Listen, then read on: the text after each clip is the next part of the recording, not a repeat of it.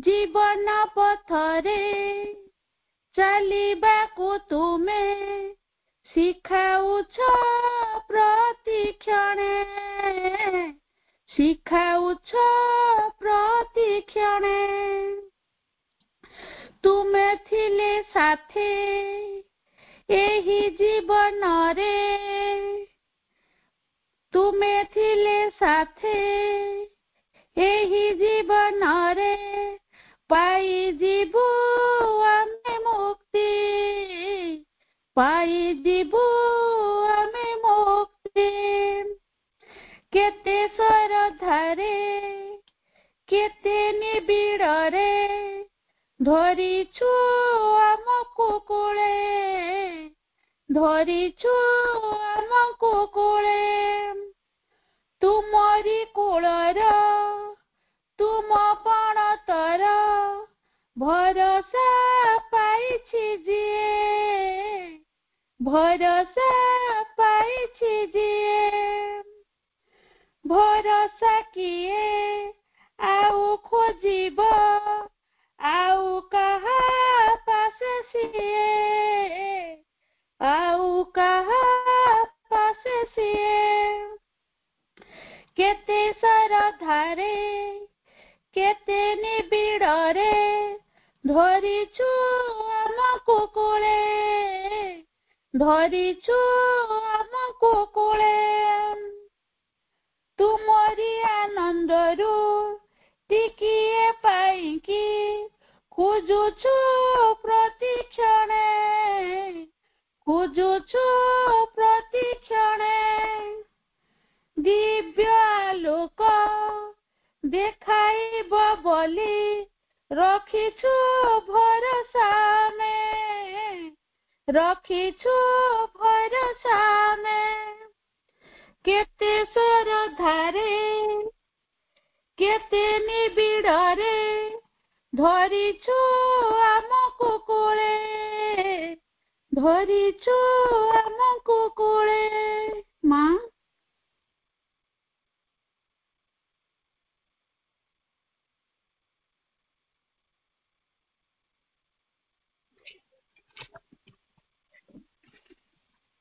अग्नि पुरुष अग्निमय पुरुष परम कारुणिक परम प्रभु श्री अरविंद एवं सही स्रोतस्विनी मंदाकिनी धारा प्रेममयी जननी प्रज्ञामयी दिव्य जननी मां को पदारविंदरे आम समस्त मातृ संतान मानकर विनम्र भक्ति भरा प्रणाम। वंदे मातरम। शुभ संध्या। आजिर एही दिव्य समावेश उपस्थित समस्त आस्पृहावंत मातृ संतान मानकु मोर प्रणाम श्रद्धा नमस्कार। एही शांत मधुर नीरवता मध्यरे पूर्ण आंतरिक और श्रद्धार सहित प्रार्थना करी आरंभ करिबा आजिर स्वाध्याय और आलोचना कार्यक्रम। परम प्रभुंक महान ग्रंथ the life divine chapter 13 the Divine Maya paragraph 10 आलोचना रखिबे सम्मानिया झरणा अपा। अपा प्रणाम। एबे आलोचना आरंभ करंतु। प्रणाम मां। वंदे मातरम। शुभ संध्या। माँ और प्रभु को मोर अनंत कोटि प्रणाम। उपस्थित समस्त आत्मार साथी अपा भाई को मोर सादर सप्रेम नमस्कार शुभेच्छा आ भल पाइबा। माँ और प्रभु को कृपारू मु आज आपण मानक पाखरे उपस्थित हो पारिछि से मोर बड़ सौभाग्य। बहुत दिन धरी व्यस्तता भितर थाई क्लास भी ठीक रे अटेंड कर पार नथली सेति मोर पैराग्राफ टिकु मध्य मु पढ़ी पार नथली। आज मांकर कृपा प्रभुंकर कृपा तांकर महान ग्रंथ पढ़िबार मते अवकाश दैछन्ते। दिव्य जीवन ग्रंथर the Divine Maya chapter 13 paragraph 10 पढ़िबा पूर्व आमे ପାରାଗ୍ରାଫ 9 କୁ ଟିକେ ଦେଖିବା। ଆମେ ସମସ୍ତେ ପଢି ପଢି ଆସୁଛୁ, ଜାଣୁଛୁ ଯେ ସେଇ ପରମ ସଚ୍ଚିଦାନନ୍ଦ ହିଁ ସବୁ, ପ୍ରତି ଅଣୁ କଣାରେ ସେ ବିଦ୍ୟମାନ। କୋଉଠି ସେ ନାହାନ୍ତି ବୋଲିକି ଆମେ କହିପାରିବାନି। ସେ ନିଜେ ନିଜର ସୃଷ୍ଟିକୁ ଆଗକୁ ନବା ପାଇଁ ନିବର୍ତ୍ତିତ ହୋଇ ରହିଛନ୍ତି, ଆତ୍ମସମାହିତ ରହିଛନ୍ତି, ପୁଣି ବିବର୍ତ୍ତିତ ହୋଇ ଆଗକୁ ତାଙ୍କ ସୃଷ୍ଟିକୁ ନଉଛନ୍ତି। ସେଇ ଦିବ୍ୟ ପରମ ପ୍ରତି ଛତ୍ରେ ଛତ୍ରେ ରହିଛନ୍ତି, ଯାହାକୁ ଆମେ ଖୋଜିବାକୁ, ଜାଣିବାକୁ ଆଜି ତତ୍ପର ହଉଛୁ। ଆଉ ତାଙ୍କର ସେଇ ସୃଷ୍ଟି ତତ୍ଵର ରହସ୍ୟକୁ ବୁଝିବା ପାଇଁ ଏଠିକି ସିଏ ଆମକୁ ପଠେଇଛନ୍ତି। ଏ ଜଡ ଜଗତକୁ ନିଶ୍ଚୟ ରୂପାନ୍ତରିତ ହବାକୁ ପଡିବ। ପ୍ରଭୁ ଏକଥା କହିଛନ୍ତି, ଯେହେତୁ ଆମେ ବିଶ୍ୱାସ ରଖିବା ଯେ ଜଡ ଜଗତ ଦିନେ ନା ଦିନେ ରୂପାନ୍ତରିତ ହବ ଦିବ୍ୟ ଜୀବନରେ, ମଣିଷ ନିଶ୍ଚୟ ଅତି ମାନବ ହବ, ଏକଥାରେ ଟିକେ ବି ବିରକ୍ତି ରଖିବାନି। ମାଉ ପ୍ରଭୁଙ୍କୁ କୃତଜ୍ଞତା ଜଣାଇ ଆଜିର ଆଲୋଚନା ଆରମ୍ଭ କରୁଛି। ତାଙ୍କର ସହାୟତା ଲୋଡୁଛି। ମାଉ ପ୍ରଭୁ, ତୁମ ଗ୍ରନ୍ଥ ମହାନ ଗ୍ରନ୍ଥ, ତାକୁ ପଢିବାର, ବୁଝିବାର ଯୋଗ୍ୟତା ସତରେ ଆମର ନାହିଁ। ସେ କୃପା କରୁଛନ୍ତି ବୋଲି ଆମେ ଏ ପୁସ୍ତକ ଧରି ପାରୁଛୁ, ଆଉ ତାକୁ ପଢିବାକୁ ସାହସ କରୁଛୁ। ସିଏ ସାହାଯ୍ୟ ନ କରୁଥିଲେ ଆମେ କେବେ ବି ଧରି ପାରନ୍ତୁନି। ଅନନ୍ତ ଚିତ୍ ଶକ୍ତି ଆପଣାର ଅନନ୍ତ କ୍ରିୟା ଦ୍ୱାରା ଅନନ୍ତ ପରିଣାମକୁ ଉତ୍ପନ୍ନ କରିଛନ୍ତି। ତେଣୁ ଏହି ସତ୍ୟଟି ଅନୁସାରେ ସେ ଯେଉଁ ବିଶ୍ୱଟିକୁ ରଚନା କଲେ, ତାଙ୍କର ଏକ ନିର୍ବାଚନୀ ଶକ୍ତି ହିଁ ଅନନ୍ତ ସତ୍ୟରୁ ଅନ୍ତବିଶିଷ୍ଟ ପ୍ରତିଭାସକୁ ଆକୃତି ଦେବାକୁ ବା ଫର୍ମ ଦେବାକୁ ସମର୍ଥ ହେଇପାରିଲେ। ଏହି ଶକ୍ତିକୁ ବୈଦିକ ଋଷିମାନେ ମାୟା ବୋଲି ଅଭିହିତ କଲେ। ତାମାନେ ସେଇ ମାୟା ଅନନ୍ତ ଚିତ୍ ଶକ୍ତିର ସାମର୍ଥ୍ୟଟିକୁ ସେମାନେ ବୁଝୁଥିଲେ।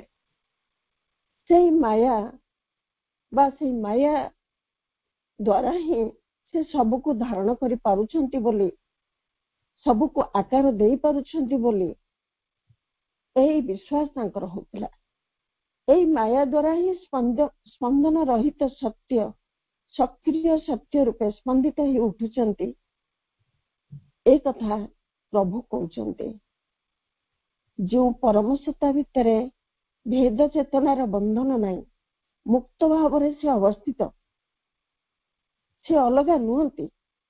ସେଇଥିରୁ ହିଁ ସତ୍ତାର ସତ୍ତା ସହିତ, ଚେତନାର ଚେତନା ସହିତ, ଶକ୍ତିର ଶକ୍ତି ସହିତ, ଆନନ୍ଦର ଆନନ୍ଦ ସହିତ ବିଶ୍ୱ ଲୀଳା ଲଗେଇ ରଖିବା ତାଙ୍କର ହଉଛି ଉଦ୍ଦେଶ୍ୟ। ଆଉ ଏଇ ସବୁ ସେଇ ମାୟା ଦ୍ୱାରା ହିଁ ସଂଗଠିତ ହଉଛି, ଆଉ ଏଇ ମାୟା ଦ୍ୱାରା ହିଁ ପ୍ରକାଶିତ ହେଉଛି। ଏମିତି ଭାବରେ ପ୍ରତ୍ୟେକ ଭିତରେ ସବୁ ଓ ସବୁ ଭିତରେ ପ୍ରତ୍ୟେକର ଅବସ୍ଥାନ ସବୁବେଳେ ରହିଛି। ମାତ୍ର ଏଇ ଯୋଉ ଆମର ମନଟି, ସେ ଏହାକୁ ଗ୍ରହଣ କରିପାରୁନି। ମନ କହେ ମୁଁ ସବୁରେ ଅଛି, ସବୁ ଭିତରେ ଅଛି କି ନାହିଁ ମୁଁ ଜାଣିନି, ସେଇଥିପାଇଁ ଏହି ଲୀଳାଟିକୁ ଆମେ ଜାଣିପାରୁନୁ କି ଗ୍ରହଣ କରିପାରୁନୁ। ଯେହେତୁ ଆମେ ଏଲେ ମନନଶୀଳ ଜୀବଟି ଆମେ, ତେଣୁ ମନ ଭିତରେ ଆମେ ଯେହେତୁ ଆତଜାତ ହଉଛୁ, ଏହି ତତ୍ଵକୁ ବୁଝିବା ସମ୍ଭବ ହେଇପାରୁନି। ଏଇ ଯୋଉ ଆକୁ ଭ୍ରାନ୍ତି ବୋଲି ଯୋଉ କହୁଛନ୍ତି, କଣ ନା ସବୁ ଆମ ଭିତରେ, ଆମେ ସବୁ ଭିତରେ। ଏଇଥିରୁ ଆମେ ପରବର୍ତ୍ତୀ ପର୍ଯ୍ୟାୟରେ ମୁକ୍ତ ହୋଇ ଆମକୁ ଅତିମାନସ ଲୀଳା ଅର୍ଥାତ୍ ମାୟାର ସତ୍ୟ କ୍ଷେତ୍ରକୁ ଉଠି ଯିବାକୁ ପଡିବ। ଯେତେବେଳେ ଏଇ ଭ୍ରମ ଭିତରୁ ମନଟି ବାହାରି ଯିବ, ସିଏ ବୁଝିପାରିବ ଯେ ମୁଁ ଅଲଗା କେହି ନୁହଁ, ମୁଁ ଯିଏ ସିଏ ସିଏ, ସବୁ ସିଏ ଆଉ ସବୁ ମୁଁ। ଏଇ ଯୋଉ ଭେଦଟି ରହିଛି ତାକୁ ଯେତେବେଳେ ମନ ବୁଝିଯିବ ସେତେବେଳେ ସେ ସବୁ ଜାଣିପାରିବ ଆଉ ସେ ଅତିମାନସ ଆଡକୁ ସେ ଯାତ୍ରା କରିବ। ଆଉ ସେ ଅତିମାନସର ଲୀଳା ତାମାନେ ମାୟାର ଯୋଉ ସତ୍ୟ କ୍ଷେତ୍ର ସିଆଡକୁ ସେ ଯିବ। ସେତେବେଳେ ଗୋଟିଏ ସତ୍ୟରୁ କିପରି ସେ ପ୍ରତ୍ୟେକ ଆଉ ସମୁଦାୟର ଉଦ୍ଭବ ହବ ଆମେ ବୁଝିପାରିବା। ଯୋଉ ପ୍ରତ୍ୟେକ ହଉଛି ଇଚ୍, ସମୁଦାୟ ହଉଛି ଅଲ୍। ଏଇ ଯୋଉ ଅଲଗା, ପ୍ରତ୍ୟେକ କେମିତି ସମୁଦାୟ, ସମସ୍ତେ କେମିତି ଏକ, ସେଇ ଗୋଟିଏ ସୋର୍ସରୁ ସବୁ କେମିତି ଆସିଛି ଏଇ କଥା ସେତେବେଳେ ମନ ବୁଝିଯିବ। ପ୍ରଭୁ କହୁଛନ୍ତି ପ୍ରଥମ ପର୍ଯ୍ୟାୟରେ ବର୍ତ୍ତମାନ ନିମ୍ନ ସ୍ତରୀୟ ଭ୍ରମ ଉତ୍ପନ୍ନ କରୁଥିବା ମନୋମାୟାକୁ ଆମକୁ ସ୍ୱୀକାର କରିନେବାକୁ ପଡିବ। କାହିଁକି ନା ତାକୁ ଯଦି ସେ ସ୍ୱୀକାର ବର୍ତ୍ତମାନ ନ କରୁଛି ତେବେ ଏଇ ଡିଭିଜନକୁ ଧରିକି ସେ ରହିବ। ଆଉ ସ୍ୱୀକାର ଯେତେ ଶୀଘ୍ର ସେ କରିବ ସେତେ ଶୀଘ୍ର ସେଇ ଅତିମାନସ ଯାତ୍ରା ସକ୍ସେସଫୁଲ ହବ। ନହେଲେ ଏଇ ଡିଭିଜନ ବା ବିଭକ୍ତତା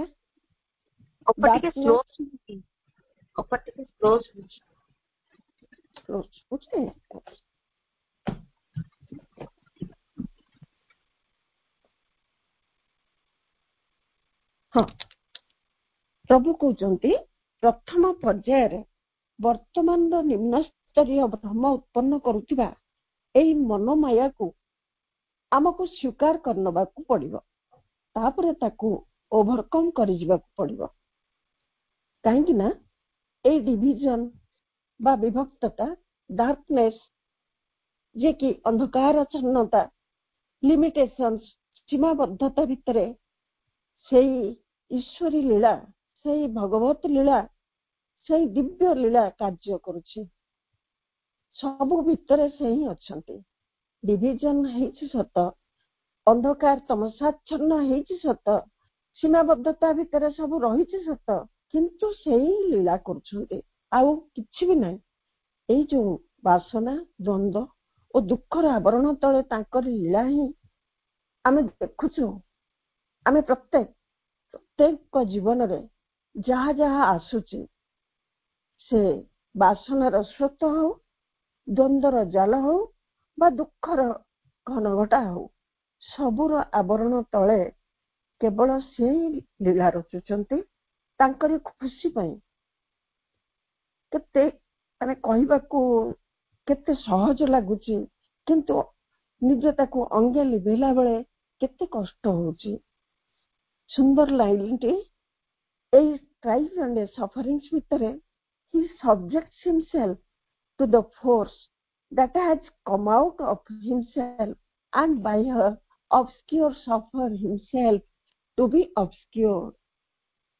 ଆପଣା ଠାରୁ ସମ୍ଭୂତ ଶକ୍ତି ପାଖରେ ଏଇ ଲୀଳା ଭିତର ଦେଇ ଆପଣାକୁ ସମର୍ପି ଦେଇଛନ୍ତି। ସେ ସେଇ ଶକ୍ତିର ଅବଗୁଣ୍ଠିତ ଅସ୍ପଷ୍ଟତା ମଧ୍ୟରେ ସେ ନିଜକୁ ଅବଗୁଣ୍ଠିତ କରି ରଖିଛନ୍ତି। ଚମତ୍କାର ଲୀଳା ସେଇ ଲୀଳାମୟଙ୍କର ସତେ।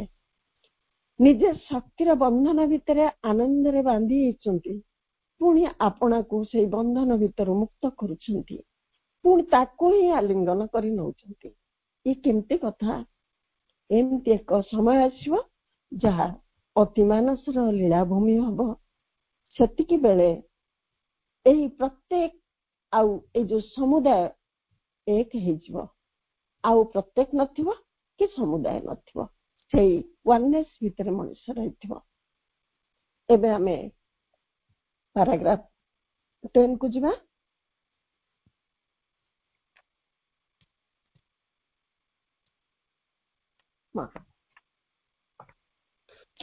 This distinction between the lower and the higher Maya is the link in thought and in cosmic fact, which the pessimist and illusionist philosophize, miss or neglect.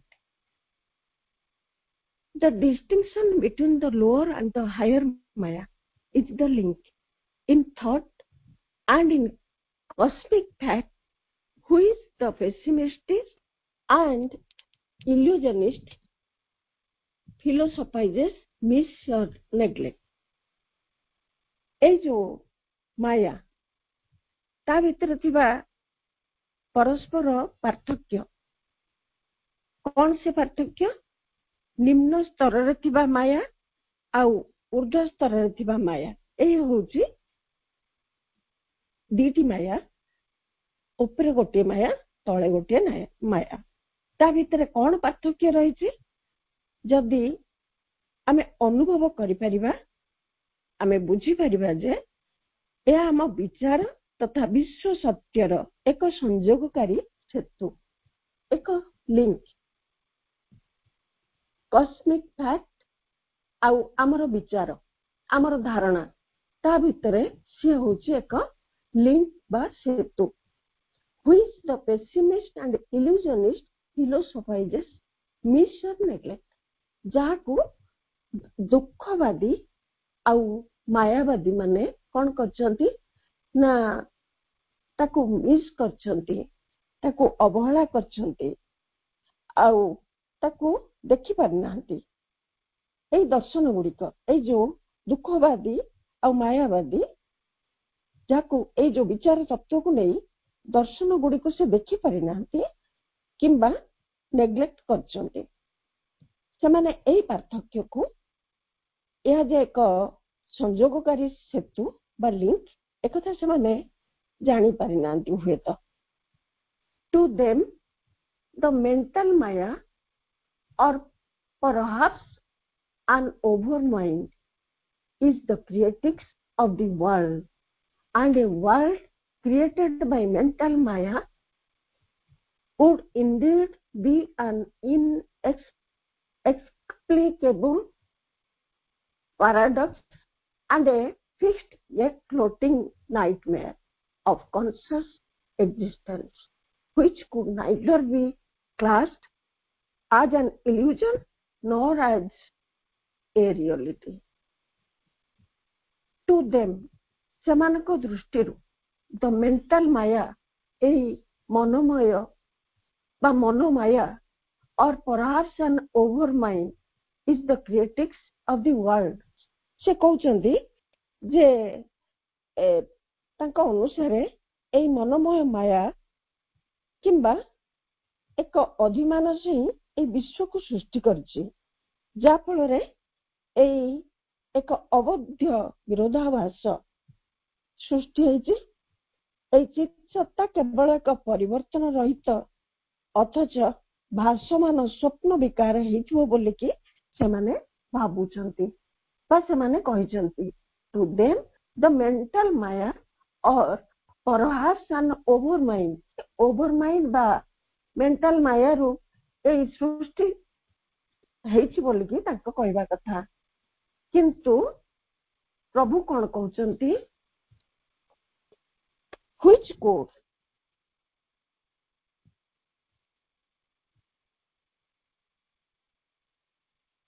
could neither be classed as an illusion nor as reality, ତାକୁ ସେମାନେ ଯେ ମାୟା କିମ୍ବା ସତ୍ୟ ବୋଲିକି ଅନ୍ତର୍ଭୁକ୍ତ କରାଯାଇ ପାରିବନି।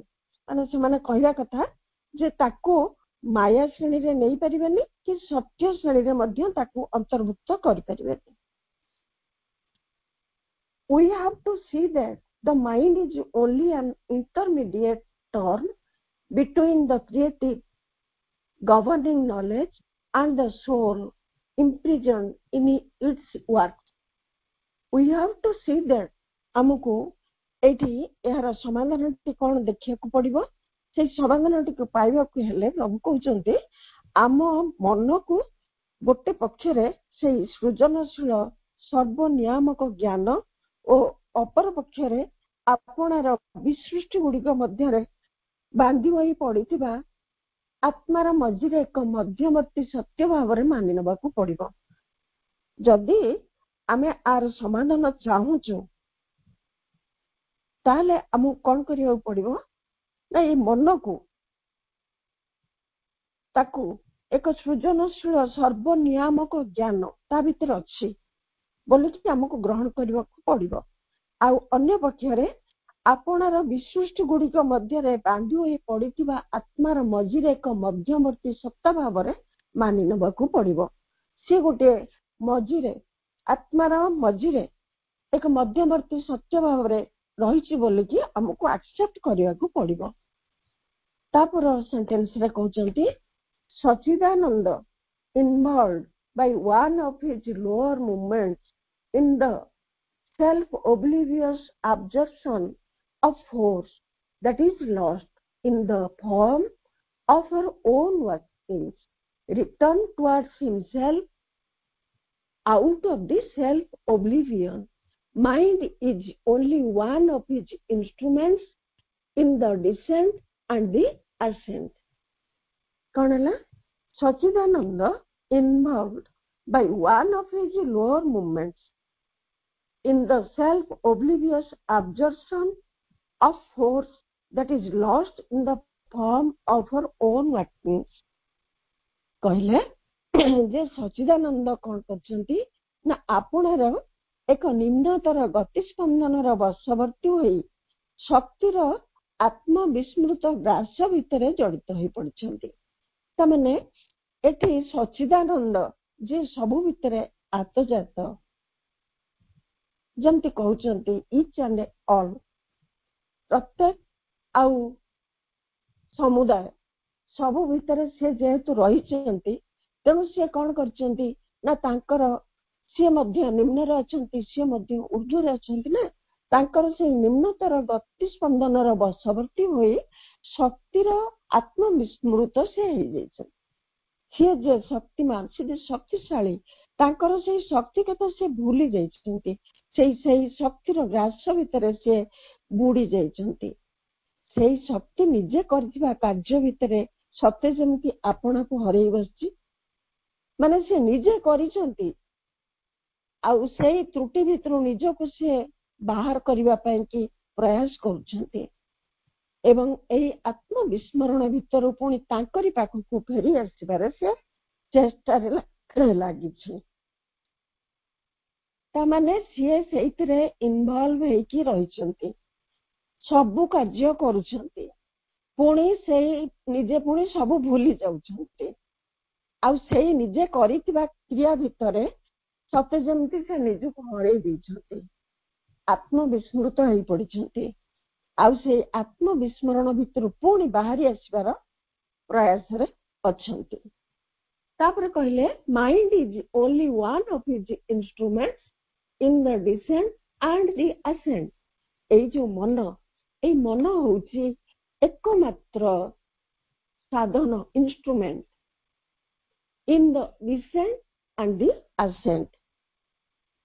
एई अवरोहण तथा आरोहण कार्य लीलारे ए मन होउची केवल गोटे मात्र तांको पाखरे साधन अर्थात तांकर जो अवरोहण कार्य आरोहण कार्य जेते सबु से इंस्ट्रूमेंट रखिचंती सेथुरु मन होउची गोटे। इट इज कॉस्मिक एक्जिस्टेंस शेष line it is an instrument of the descending creation, not the secret creative. A transitional stage in the ascent, not our high original source and the consummate turn of cosmic existence. It is an instrument of the descending creation. एई मन होउची एक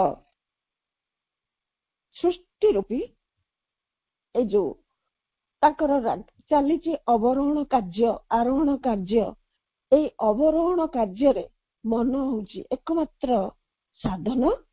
यह सृष्टिर गोपनकर्ता नुहे ये secrete क्रिएटिक्स नुहे से केवल एक साधन तांको पे ए ट्रांजिशनल स्टेज एक मध्यवर्ती सोपान रे से केवल रही गोटे पर्याय से रही इन द असेंट तार आरोहण क्रम से मध्यवर्ती सोपान रे रही केवल not our high original source से आमर मूल और सर्वोच्च उद्गम स्थली नुहे and the consummate term of cosmic existence किंबा विश्व सत्तार चरम परिणति मध्य से नुहे जो कथा प्रभु हमको कहउचंती जे माने अतिमानस होउची सीक्रेट क्रिएटिक्स आमे पढ़िबा गोपन कर्ता आमे 14 चैप्टर रे पढ़िबा 14 चैप्टर रे कथा अछि